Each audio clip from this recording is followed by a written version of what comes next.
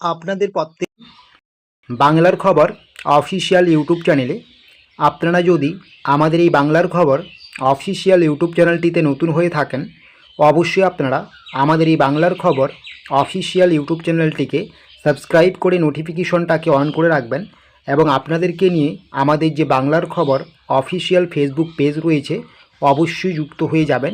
Video description বক্সে আমরা link দিয়েছি।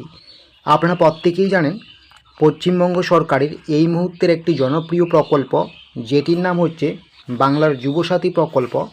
এই প্রকল্পে প্রত্যেক মাসে বেকার ছেলেমেয়েদের মাসিক 1500 করে টাকা সরাসরি ব্যাঙ্ক অ্যাকাউন্টে দেওয়া হয়। ইতিমধ্যে মার্চ মাসের 7 তারিখ থেকে টাকা দেওয়া শুরু হয়েছে এবং আপনারা অনেকেই টাকা পেয়েছেন, প্রায় 90%-এর বেশি টাকা পেয়েছেন। তারপরেও বিভিন্ন রকম সমস্যাজনিত কারণে কারো ব্যাঙ্ক অ্যাকাউন্টস ভুল, কারো ব্যাংকের দেওয়া তথ্য ভুল, সেটা আপনি হয়তো ভুল করেননি, যারা এন্ট্রি করেছেন ওনারা ভুল করেছে। এই রকম সমস্যাজনিত কারণে প্রায় এখনও পর্যন্ত 10% কিন্তু যুবক যুবতী যুবসাথী প্রকল্পে টাকা পাননি। তো আপনাদের টাকা পাওয়ার জন্য এই মুহূর্তে কিন্তু আপনাদের যে জেলার নির্দিষ্ট ভিডিও অফিস রয়েছে বা আপনাকে খোঁজ খবর রাখতে হবে যে কোথায় এই কার্যকলাপগুলো চলছে আপনার জেলাতে। প্রত্যেকটা জেলার ক্ষেত্রে সিস্টেম আলাদা হতে পারে। তো ভিডিও অফিস থেকে বা ব্লক অফিস থেকে গিয়ে আপনাকে ফর্ম সংগ্রহ করে আপনাকে সেই ফর্মটি ফিল আপ করে কিন্তু পুনরায় সেই নির্দিষ্ট ডিপার্টমেন্টে আপনাকে জমা করতে হবে। এটা আমরা এখান থেকে বলতে পারছি না, আপনি ভিডিও অফিসে যাবেন, সেখান থেকে গাইড করে দেবে আপনার ভিডিও অফিস অনুযায়ী, ঠিক আছে। তো কেমন ফর্ম কী লিখতে হবে সমস্ত কিছু আপনাদেরকে আমরা জানাচ্ছি। তো অন স্ক্রিন দেখতে থাকুন যে ফর্মটি কীরকম, ফর্মটি কোথায় পাবেন, কিভাবে ফিল আপ করবেন দেখতে পারবেন।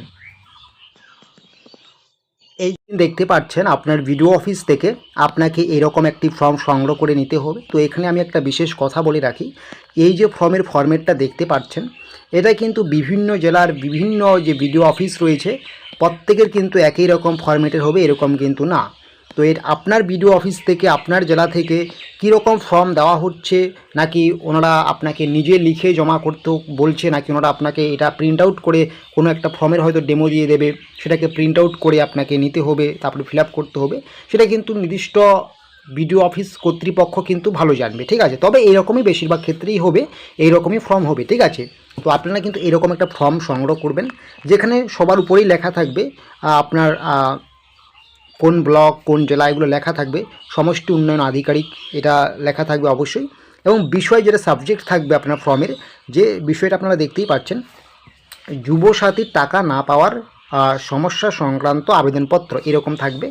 মহাশয়, সবিনয় নিবেদন, এই যে আমি শ্রী, আপনার নাম দিতে হবে, আপনার যেটা অরিজিনাল নাম যেটা আপনার ডকুমেন্টসে রয়েছে, এবং আপনার গ্রাম দিতে হবে, আপনার গ্রামের নাম আপনি এখানে লিখবেন, এবং আপনার পোস্ট অফিসের নাম লিখবেন এখানে, ঠিক আছে। এবং এখানে সমস্ত কিছুই লেখা থাকবে, ব্লকের নাম অটোমেটিক আপনার লেখা থাকবে।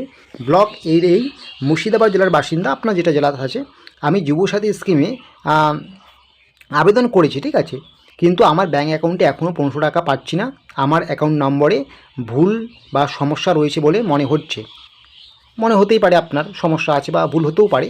তার জন্য কি বলা হয়েছে, এতএব আমার আবেদনটি বিবেচনা করে প্রয়োজনীয় ব্যবস্থা গ্রহণ করার জন্য আপনাকে অনুরোধ জানাচ্ছি, ঠিক আছে।